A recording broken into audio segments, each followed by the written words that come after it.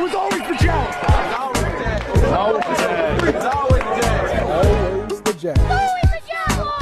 Always the Jags. Welcome back in to Always the Jags. Of course, today we have to discuss our, I don't know, horrifying is the right word, but just sad loss against the Browns last week as we prepare to face Buffalo on the road. Welcome back into Always the Jags, everyone on Instagram Live as well. At this point, so we're going to talk about what went wrong versus the Browns. And, is it time to press the panic button? How are Jaguars fans and players and coaches feeling? At this point, it's really hard to be optimistic because it's a tale of two halves in both games, right? Like in Miami, we controlled the entire first half and then couldn't hold on to keep the win because all the momentum shifted.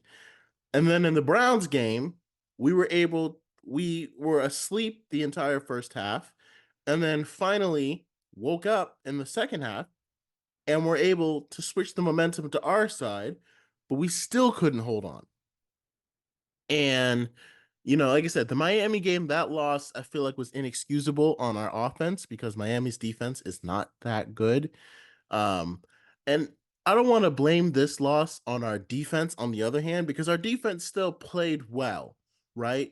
But as far as if I'm looking at the Miami game, okay, they have an extremely high-powered offense. And it's okay, their defense, though, isn't as good, so it's going to be up to our offense to keep pace with Miami's offense. And if our defense can get a few key stops, then our offense will get us the win. And this game is the opposite because the Browns defense, let's not forget, it is the best defense in the league last year. And probably still, if they got thrashed by the Cowboys, so they probably won't end up being the best defense this year, but they still kept all those same players. So it's still one of the best defenses in the NFL, period. Maybe even the best defense. So to me, I'm looking more at our defense, hey, we're going to need you guys to make some key plays and some key stops. So that way our offense can get back out there and try to tire out that defense because it's going to be hard. And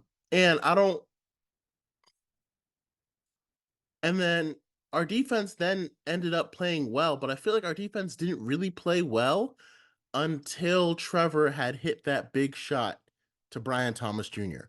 And I feel like our defense did well at making stops in some areas, but they also let a lot of big plays happen.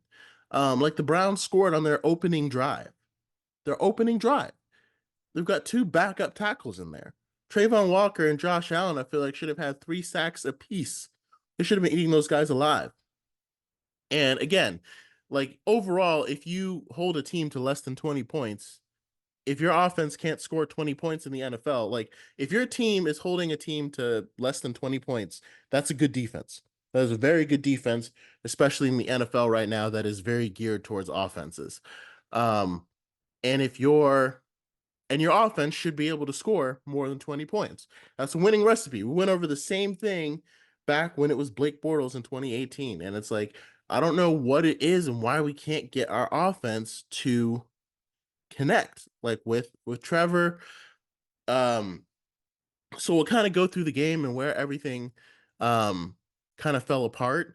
It's mainly again, the pressure was bound to happen because the Browns defensive line is incredible. You've got Myles Garrett on the other end. It's I get it, but it feels like it feels like Doug Peterson and Trent Baalke didn't really plan around that.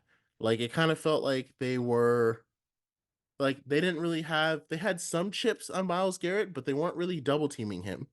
They didn't have a plan to get the ball out of Trevor's hands. Meanwhile, Cleveland's offense, Kevin Stefanski, it's he ran the offense in a way that would play to Deshaun Watson's strengths and to hurt our defense. He got the ball out of his hand quickly, and then when it was time to go play hero ball, he let him go play hero ball. It felt like Doug Peterson, and if anyone, you can correct me if I'm wrong, but it felt like Doug Peterson and Ryan Nielsen just decided to run their same Doug Peterson and um can't think of the offensive coordinator's name. Press Taylor decided to run the exact same offensive scheme that they always run. And I don't know if we did switch it up in the second half, but again, once we got that momentum, that changes everything because when you have that momentum, everybody plays a little harder. You start blocking your guys better, and we had enough to go take the game. Had that touchdown not been called back, I'm pretty sure we would have won because again, the momentum switch was different because we went down to the 2 and had a touchdown called back by a bad penalty. And we were playing hurry up offense and that kind of thing. Like if you score a touchdown in front of your home fans and it's the go ahead touchdown, like your defense is going to be galvanized to go and get that stop. Because we didn't get the stop, because we only had to settle for 3 because we couldn't get the touchdown. We ended, and especially if it was on 1st and goal, because that really keeps all the juices and the momentum flowing. But because we couldn't get that stop, and then our defense couldn't stop the Browns from marching down the field, and making it I think at that point it was 13-16. And then the Browns committed so many penalties that they hurt themselves, and then they punted, and then of course we had the safety. So it all goes back, it all goes back to momentum because is such a huge factor in NFL games. And it's like to go from 1 week where we had it ripped away from us, and then to go to the next week where we had it but couldn't keep it, it's really hard to be like, okay, what do we need to improve on and what's not working? I think the number one thing is probably the offensive line. Anton Harrison does not look as good as he did at the end of the year. Like at the beginning of last year, he was kind of a turnstile, right? But he was a rookie. But then he got a lot better as the year went on. And it feels like I don't know if maybe we just didn't see him getting better, but I don't know. He just feels like he's not playing as well. Cam Robinson he's a beast in run blocking, but sometimes he's getting beat really badly in pass protection. And I'm almost like, can we just put in Walker Little? Something's got to change along the offensive line. Ezra Cleveland is still battling his heart out, and he looks like he's doing pretty well. And Mitch Morse has been playing the best, probably out of everybody on the line. He fixed the position at center, but now we have all these other positions, and Brandon Scherf just doesn't look like the same guy anymore. So, I mean, I think that's our number one thing. Like, if Trevor doesn't have any time in the pocket, he's not going to make those throws. And there was a couple of throws that Trevor had guys open and he missed them. And I don't know if his clock is being sped up. And it's not like, I don't think Trevor is the problem right now. I think when you have a quarterback who's worth $55 million, you'd expect your team to be better than 0-2 at the beginning of the season. But again, you also got to remember, okay, we played 2 playoff caliber teams, right? These are playoff teams from last year, and one of whom was the playoff team that didn't have their starting quarterback in the playoffs. Now, while that quarterback did not look good against the Cowboys, and this should have been a win for the Jaguars, again, we were playing 2 playoff teams that have playoff, aspirations and made runs into the playoffs last year. However, that was the standard, and we went toe to toe against them, and lost by 1 score. And these aren't even really 1 score games. Like, they look like 1 score games because they are, obviously, but these are literally 1 play games. 1 play games. Like how the Ravens lost to the Chiefs in a 1 score game, but it was really Isaiah Likely's foot. That was a 1 play game. You know what I mean? This is a 1 play game. If the Jaguars made 1 more play, if that touchdown isn't called back, if Doug Peterson is able to come up with a good route to get somebody open, and we're able to score a touchdown right before at the very end and go up, we win this game, right? If Travis Etienne doesn't have the ball knocked out right before the end zone, we win in Miami because we would have been up 27-7, changed the entire complexity of the game. So these aren't just 1 score games. They're 1 play games. We are literally right there with these teams in battling. But the thing is, that would have been acceptable in like year 2 of Doug. Like, we're in year 3 now of Doug, and this is year 4 for Trevor. And some people rather say year 3 for Trevor because he's got to get that rookie stink off of him.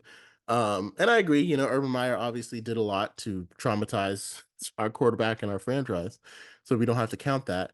But again, at the same time, we are in that's like the first year we under Doug, we were losing a lot of really close games to like mediocre inferior teams. And those weren't necessarily like one play games. They were more just like one they were one score games where it's like we didn't have that drive that we needed or something like that. And they were really close games, but again, there were teams like the Denver Broncos, like mediocre teams. They were not playoff caliber teams. So by year 2, we should have been so like in that same year we learned how to win those close games against those kind of mediocre teams. Year 2 under Doug Peterson, you want things to get better. Things should be getting better. So now it should be like, and we made the playoffs that year. So now it should be like, okay, we should be able to go toe to toe with some teams in some close games. And that's what we kind of did for a lot of year 2. And we were winning a lot of those games. I mean, we went toe to toe with the Chiefs. We went toe to toe with a lot of different teams. We beat the Bills in London. And that's the kind of progress that you want to see. And that Houston game was such like a mulligan fluke weirdo. But that's the kind of progress that you want to see. And then everything kind of fell off the rails last year as people got unhealthy. So this year, again, if things are continuing to get better, we should be the ones that are switching the momentum and winning those one score games against playoff teams. So my point is like, we don't have to like, I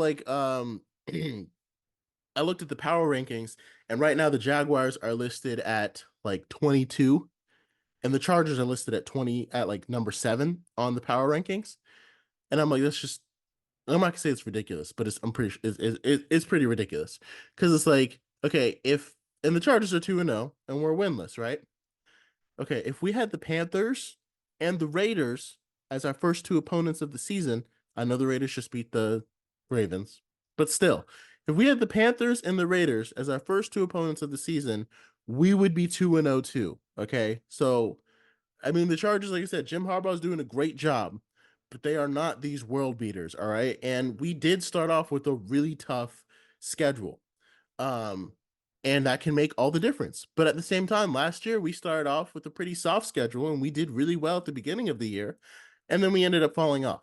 So I don't think even if we end up going 0-3 versus even if we end up going 0-4 and lose our next 2 games because Buffalo looks incredible and I do kind of think Houston is going to win at home, I still wouldn't be. Doug has to find a way. Like again, it's not that there's anything. There's no such thing as moral victories. Like we're not doing moral victories. This is a professional league. We're here to win. If we can just keep it from becoming the same old Jags narrative, because it's not the same old Jags. Like the same old Jags would have gotten blown out 33-7 week 1, blown out 31-6 the next week. Okay. Not the same old Jags. This is not when we faced the 49ers last year. It is different. All right. We just have to find a way to make plays that count. But the problem is, like, as far as playoffs go, like, we kind of need to find a way to beat Buffalo if we want to have any chance. Because I picked us to, like, we need to go 11-6 to make the playoffs. And I picked us to beat Miami and the Browns. But now that those 2 are losses, where do you find your other 2 wins that you need? Because again, 10-6 is going to be the 11-6 is going to be the only way to get into the playoffs. And I mean, the Jets weren't looking as great as I thought they were. So like that kind of seemed like it was going to be a chance. But then Aaron Rodgers just tore up the Patriots last night. And again, the Patriots aren't that good. But the point is Aaron Rodgers is looking better and more comfortable in that offense. And we don't play them until week 15. So unless he's hurt or the Jets offensive line is beat up, it's going to be really hard for us to get all the way to week 15. It's going to be really tough. Like that game could still be a loss. Like, and I picked it as a loss. The Packers, Jordan Love is already practicing. Like, had Jordan Love been out for our game, like if it was again, if we had faced the Packers, I don't think Malik Willis beats us. I'm sorry, but he doesn't. And I think we would have won that game. But by the time we play the Packers, Jordan Love will probably be back, and that'll probably end up being a loss. Even the Vikings doesn't look as sure now because they just beat the 49ers. Now, the Niners didn't have McCaffrey, But at the same time, it's still like, the 49ers are kind of like the team to beat in the NFL right now. So, basically, again, if Doug wants to make the playoffs, we got to figure out how to beat good teams. Like in first year of Doug, it was how to win. Second year of Doug, it was how to win. Like we were like first year of Doug, we were learning how to win. And then the second year should have been learning how to beat good teams, right? And now it feels like with all the injuries, it feels like we kind of have to relearn that over again. But this season, we're not going to have time because we face a lot of good teams. And that's the part that I think gets you so frustrated, especially because last year, when Joe Burrow and Deshaun Watson went down, it looked like the Jaguars had a chance to run away with the division. Like we could have went. I don't understand. I still don't understand how Jake Browning put up that many points in our defense. And I don't know if Ryan Nielsen would have made a difference or anything, but let's talk about the Bills and what we could possibly do to try to beat them. I also think a huge thing that people are overlooking is the cornerback situation. And it's not good because we lost our top guy, Tyson Campbell. And this is partly why last year, like I really liked Tyson Campbell. And I was really down on him when we first drafted him. And he was super bad in that one Bengals game and he was playing in the slot. And it kind of like reinforced everything I said. And then they moved into the boundary, and he eventually became our top guy because he pushed everybody else out. He's good, but he's been hurt a lot. He's been hurt a lot. And it's not, again, injuries aren't something up to a player. Like, you don't obviously don't ask to get hurt or anything like that. But when you're hurt that much, you got to have insurance, right? And so, like, again, I look at the Jaguars, like giving him that deal too. I don't know if I would have extended him for that. I still think in the offseason, it would have been the right move to bring in a L'Jarius Sneed, especially for what the Titans paid to get him, even if it had cost us our second round pick. I mean, what did our second round pick do this past week? Did he do anything? No, he was inactive. He was an active scratch. So even if it cost us our second round pick to go get L'Jarius Sneed and bring him in, um, he would have been on the field. Would Jerry Jeudy have made all those catches if we had L'Jarius Sneed on him and Tyson Campbell on the other side? Even if we had Tyson Campbell out, again, if we had L'Jarius Sneed, would he have made all those catches? Because he wouldn't have been because Jerry Jeudy single-handedly killed us. Amari Cooper was not that big of a factor. We did a good way of neutralizing him, but again, because we have Monteric Brown, a backup on the second wide receiver. I mean, and again, he played a solid game, but I feel like Ryan Nielsen has to play a lot of zone in that situation. And if we had been able to play man, it would have really limited Jerry Jeudy. So I think that's the first thing. I don't think the Jaguars adequately addressed the cornerback situation because by treating Tyson Campbell like a cornerback one, like I said, we went out and signed Ronald Darby, and I still would have signed Ronald Darby. Like, don't get me wrong, but like Tyson Campbell, I feel like he's too hurt enough to commit the kind of money that we did and to treat him like our cornerback one. I think I would have waited a year and maybe gave him the same deal next year, but he was under contract for 4 years. I mean, we drafted him the same year as Trevor. So to me, that's our first thing. And it's the Bills offense it's hard to know. Like they don't really have like their number one guy. Like Keon Coleman is obviously kind of building up and getting more comfortable in that offense, but they don't really have like that go-to threat. So hopefully our defense will be able to contain them. The main thing will be containing Josh Allen, which means we're going to have to keep a spy, which is Devin Lloyd is playing a lot better. So I think he can play that spy role and match up well with Josh Allen. But because we're going to always have to have that spy on Josh Allen, that means Ryan Nielsen is going to have to switch from zone to a lot of press man. Can Monteric Brown play press man? Now, again, these receivers aren't world beaters. I mean, can Ronald Darby hold up against MVS? Sure, but MVS can get behind you really easily. And the Bills' offensive line has been playing well enough where Josh Allen will have time to throw a bomb. So I thought the Bills were going to have a weakness, but at this point, it really looks like they don't. And it's amazing. The only thing I could think of is, and again, the Bills were able to contain Tyreek Hill and Jalen Waddle against the Dolphins. That's the part that was so scary because they held the Dolphins offense. They clamped on them so badly, so badly. There was no room for anything. So I think, and I think it's because they game planned for Miami's offense. Tyreek likes to get deep, and I don't think their offense could adjust because, like, it seemed like if you have a team that likes to get deep, if you're playing a defense that knows you want to get deep, you can switch that up by doing quick throws, and not only will that help prevent because they can't play so far off the ball if you're doing a quick throw. Not to mention, it'll help alleviate some of that pressure that's coming in because the Bills' defensive line still has Greg Rousseau, Ed Oliver, and Von Miller is back to his old self. So that's a lot of pressure that's going to be coming in waves.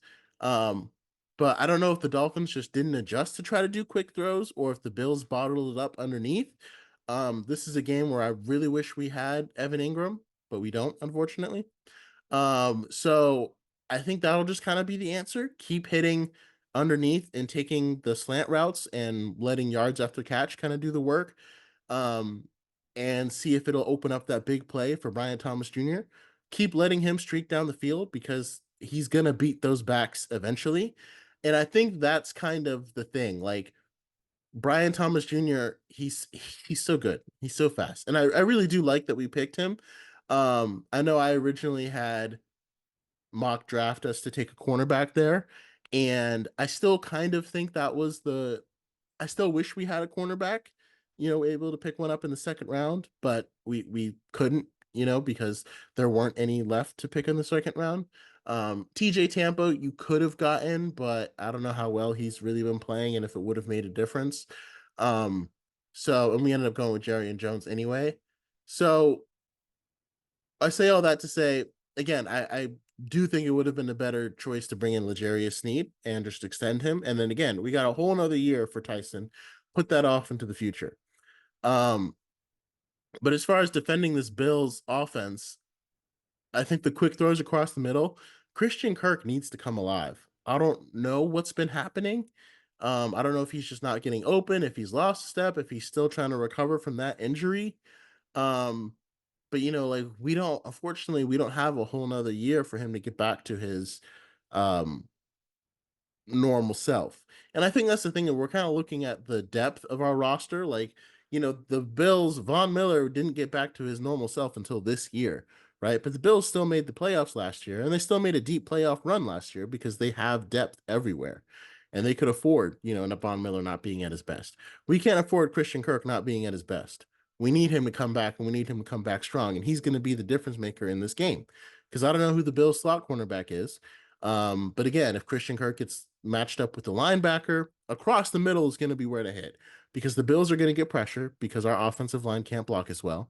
And we're going to need to make some quick throws, some dump offs, not necessarily screens, but just Trevor's going to need an outlet as soon as he says hike, right? Like, he's going to need someone to go to. I think, and you can have Gabe Davis coming across the middle as well. I think keep using Brian Thomas Jr. to stretch the field. And the one thing I don't understand is all the rotations that Ryan Nielsen is doing. Like, I was listening to the official Jaguars podcast with Tony Waselli and Pete Prisco, and they noticed the same thing. Like, I was watching the game, I'm seeing Yasir Abdullah make a tackle. And I'm like, why is Yasir Abdullah on? Like, it was a good tackle, but why is he on the field right now? Where's Trayvon Walker? Where's Josh Allen? And it's like, I guess Ryan Nielsen is like really substituting a lot of their guys in and out. And I'm like, I understand what you want to do to keep them fresh, but we are not good enough for that. You know what I mean? Like, in order to do that, we would have needed to get like Hassan Reddick or get a really good rookie or something like that.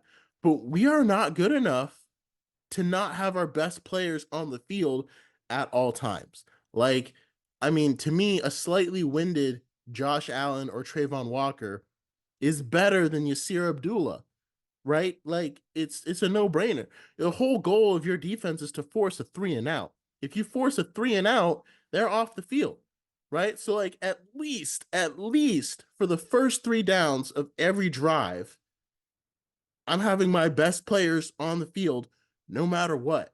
I don't care what configuration. It's like the best player should be on the field. That means Eric Armstead. That means Josh Allen. That means Trayvon Walker. I know Armstead wants to play big end, and if he wants to do that, switch him with Trayvon Walker and move Trayvon Walker inside. Okay, that's the way to switch it up because Trayvon Walker is still better than Yasir Abdullah, inside or outside. He's still better than Ledbetter. He's still better than Hamilton. He's still better on the inside than any of those guys. You drafted him number 1 overall. Um, like he doesn't have to come off the field just because Armstead wants to play big end. Our linebackers, Chad Muma was out there. It's like Foye and Devin Lloyd are the guys. Keep them on the field. Foye is a tackling machine. And like, I don't know if that's just his scheme, but I just remember watching the game. Like, Jerry and Jones is in for a play, another guy's in for a play, and I'm like, I don't understand what you're trying to do. And I feel like that's like again, rotating guys to get them in the best situation. I don't know. I feel like it ends up, especially not having Foye Oluwakan on the field for the entire game, is they said that's the way that today's defense is played, but it's like Foye is the captain, right? He knows where everyone's supposed to go and where they're supposed to go. He's the heart and soul of our defense right now. I don't see how you could put him on the sidelines, even for a play. Like, he has to make sure everyone's there, right? Like, in the right spot. And again, I don't know how much the Browns rotated their players, but whenever a big play happened, Myles Garrett was on the field. It was because Myles Garrett was causing pressure. Whenever a big play happened, it was because Jeremiah Owusu-Koramoah blew it up from the linebacker spot because he's incredible. It's because Denzel Ward had sticky coverage and was keeping our guys from getting open. Like, if you look at the Browns defense compared to our defense, I don't think they were switching guys in and out. I think Jim Schwartz had his best guys on the field, and they were causing a lot of 3-and-outs. So they stayed very, very rested. And it's like again, I don't think that's necessarily why we lost the game or anything. But if you want to tell me that like our best players weren't on the field for the at least the first 3 plays, right? Like the first 3 plays, our best players need to be Armstead. You're not coming off the field. I know you want, like, if you want to, I understand it, but you are too good. We do not have the depth to switch our guys in and out. Like, we did that a lot on our defensive line back in 2018, 2017, and we had a really good team. But at the same time, Jalen Ramsey didn't come off the field. Neither did Telvin Smith or Paul Posluszny or Miles Jack. And we were playing a lot of 4-3 defense, right? So if you want to like switch between like, and I don't even mind our 4-3 defense because I think Chad Muma is good enough to be out there. You know, have Foye in the middle, Oluwakan, and then Chad Muma. But like our 4 defensive linemen, it's got to be Allen, Armstead, Walker, and you can put whoever else there. But like if I'm seeing Jeremiah Ledbetter tread out on 1st and 10, where's Armstead? Like, you paid him $17 million a year. That's the part I don't understand. And again, I understand like that's a little bit different in a way today's NFL, but you can't tell me that Ledbetter is a better run defender or pass rusher than Armstead. And if you have a chance to get your guys off the field in a 3-and-out, I'm throwing my best defensive looks on you on those 3 first plays, and my best guys are on the field. It's just that simple. So I think that's a lesson that I hope Ryan Nielsen will like implement in versus Josh Allen. Like, if the Bills are having a long drive and you need to switch guys out to get them, rested, like, okay, that's fine. They converted the first down. Okay, you can switch some guys in and out here and there. But to me, it's like at least for those first 3 plays, you got to have the best players on the field. I don't think taking a guy out for a play is worth it if an offense is consistently moving the ball down the field as well. Like, I mean, are you really that much better after 1 play? I would love to get the player's perspective on it because this doesn't feel like something we did last year. And like I said, listening to the podcast with Tony and Pete, it was kind of like players prefer to just be out there. Like players are always like, no, no, let me go, let me go. So again, I don't know if this is something that Ryan Nielsen wants. I don't know if it's something that the fans want. Not the fans. I don't know if this is something that the players want. I don't see how this makes our team better because those guys are backups for a reason. We do not have we don't have depths and scores of guys to bring in. Like the Dolphins could do that, so could the Bills, right? Because Ogba, Jalen Phillips, those Chubb, those guys are all starters. Bills have Von Miller, Ed Oliver, Greg, like they have those guys. But Yasir Abdullah, what is he doing out there? He's a backup. We drafted him in for a fourth round. Yeah, like if he was making big plays, sure, but he hasn't. So, and especially when you've got two backup tackles playing in for the Browns, yeah, Josh Allen, you're not coming off the field. And I feel like years like last year under Caldwell, he didn't come off the field, and neither did Trayvon Walker, at least for the when the defense was playing. So I like Ryan Nielsen's scheme. I feel like it's working, but at the same time, last year it was kind of the same story. Our defense was playing well, and our offense was kind of sputtering. But the difference was at the beginning of last year, we were winning games with our offense sputtering. This year, we're losing them with our offense sputtering. So, as far as the Bills game, it's like I said, originally I had it as a win. Now it looks like I don't know how the Bills got so good after gutting their entire, like a lot of their defense and offensive weapons. Um, but we're going to need a big play from somebody at some point. It's just that simple. Somebody's got to force a fumble. Somebody's got to get an interception. Brian Thomas Jr. needs to catch a long pass. And that was a beautiful way for the offense to take control of the momentum as well, Because again, Cleveland's defense is tough. It's hard. And so for Trevor Lawrence to throw that ball up there and hit Brian Thomas Jr., it was a great way for the offense to take control of the momentum and take it back for our defense.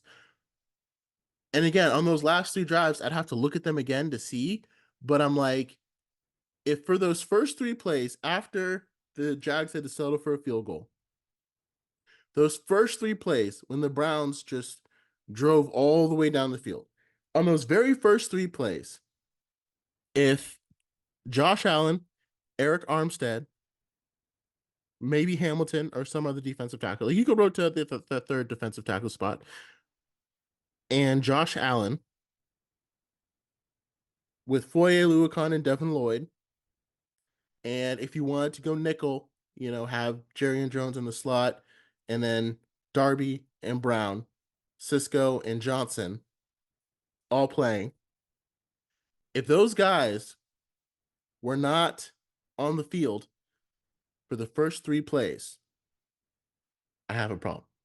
Like if Foye, Armstead, Walker, at least those guys, Lloyd, Foye, Walker, Allen, Hines Allen, and Armstead, if those five guys are not on the field for the first three plays of the Browns' last drive, that's probably why we ended up losing that game.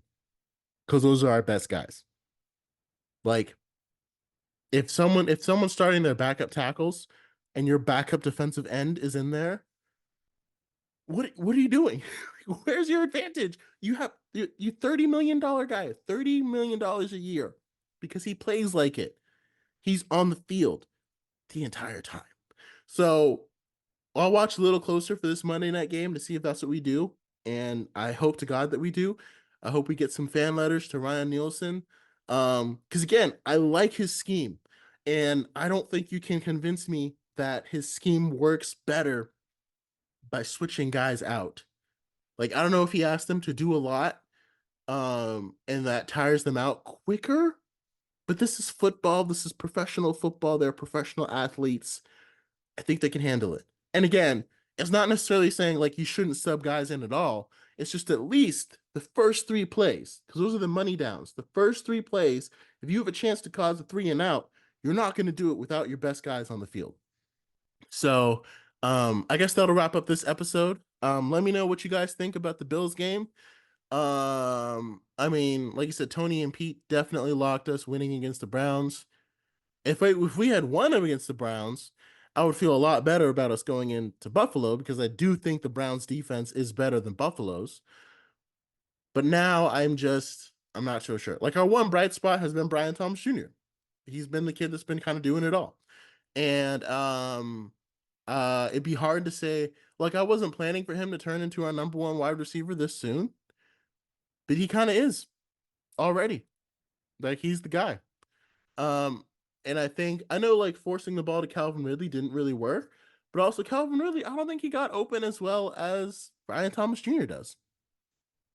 It's just that simple. Every big play that Trevor has hit to Brian Thomas Jr., he's been open. So more of that. The Bills are probably going to try to take him away, and this has got to be a bounce back game for Christian Kirk. And Christian Kirk had a good catch in the Miami game. He had some good throws, and Trevor has looked good when he has time. Like, and maybe Trevor needs to get better at playing with pressure in his face and not having it speed him up so much and making him miss throws and stuff.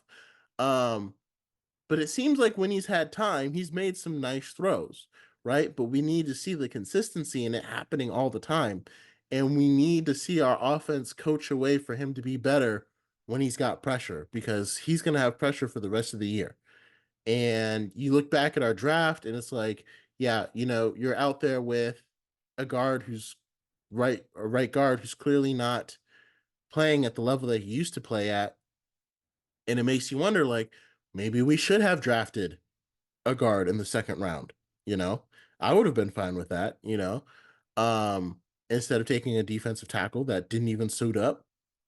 And meanwhile, we're still having this issue about rotating in. Like you took your defensive tackle in the second round and you still have Jeremiah Ledbetter, who's been a backup for his entire career, going out there. And it's like, there are some guards, some rookie guards that came off the board after Mason Smith that are playing really well. Cooper Beebe from Dallas, guards that are playing better than Brandon Sheriff is playing right now. Because you look at our offensive line, who do you swap in? Cooper Hodges. Even Tanner Bortolini. Like if we had him, and he was another guy that I kind of wish that we had drafted. Like I know I thought we should have drafted Javon Foster. Like I was okay with that pick, and he ended up not looking ready at all for any kind of NFL action. So maybe Tanner Bortolini would be the same way, but I'm pretty sure he's starting for the Colts right now. And I'm pretty sure he's holding his own. So I think Baalke maybe had too much faith in that offensive line. And again, me in the offseason, I didn't necessarily think that we needed to like go out and re-sign some new guys and like completely revamp it. I think we just need a little bit more depth. But people, when we talk about depth, we often talk about putting in a guy if he's hurt, but depth also includes putting in a guy if he's lost it. You know what I mean? Like if a guy just can't really play anymore, having depth allows you to switch it up and put someone in who maybe can jumpstart it a little bit more. Because sometimes older guys they can just lose it. You get to a certain point and you don't have it anymore. And if that's the case of Brandon Sheriff, there's no one like we can put in Cooper Hodges, but we haven't really seen enough from him to be sure that it's going to be better. So I guess I'll sign off here. Again, let me know your thoughts if you think the Jaguars are going to beat the Bills. If you think, like, if how do we fix our offensive issues? And let me know how you're feeling about the season. I don't think it's time to panic yet. I think I honestly wouldn't start panicking until we play the Colts. But I think if we don't figure out a win against the Bills or the Texans, the playoffs are kind of out of reach. And I think that's kind of my final verdict on it because if we lose to the Bills on Monday night, which kind of looks, I'm not going to say likely, but it's not going to be easy, obviously, there's no wins that we could really make up. Like, we could potentially sweep the Titans, maybe, because Will Levis hasn't beat us before. Um, and we could, and I think we're going to sweep the Colts because Anthony Richardson, I don't think he's there yet. and they just lost to a Malik Willis Packers. So, and again, the Jets are just looking better, and the Packers will have Malik Willis. So it's like, where do those extra wins come from? It's a good question. So again, let me know your thoughts, and yeah, it's a bleak start to the season. Um, I mean, Bengals are 0-2 right now. So are the Ravens. A lot of close games, Like I feel better. Like I hate to say like at least we're not getting blown out, but it's true. I mean, we're not losing by double digits. We're not even losing by like one score where a team had to kneel, you know. These games are all coming down to the wire, to the last second, and it comes down to one play every single game. If you look at one play on each of these games, we win. We are literally a second, a fist, a timing, a mental error away from being 2-0. But that's not good enough because when it comes to the Bills, it just shows that like in order to beat good teams, you have to be the team that's not that way. And again, the Dolphins made a lot of mental errors and the Browns made a lot of mental errors and they still overcame and won. And that's another difference too. Is like for the Jaguars, like if you want to beat good teams and be good, you got to find a way to overcome those things and still go get the win. And so the Bills game will be a measuring stick. Like you said, beginning of the year, I really thought we would win it after the Bills just terrorized the Dolphins. And even in the Cardinals game, I thought like, oh yeah, the Bills don't look as good. But with the way the Bills just terrorized the Dolphins, pray. Pray for Jaguars. And maybe we'll see Cooper Hodges instead of Brent Sheriff. I don't know. Just keep the faith. And it was always the Jags. Still always the Jags.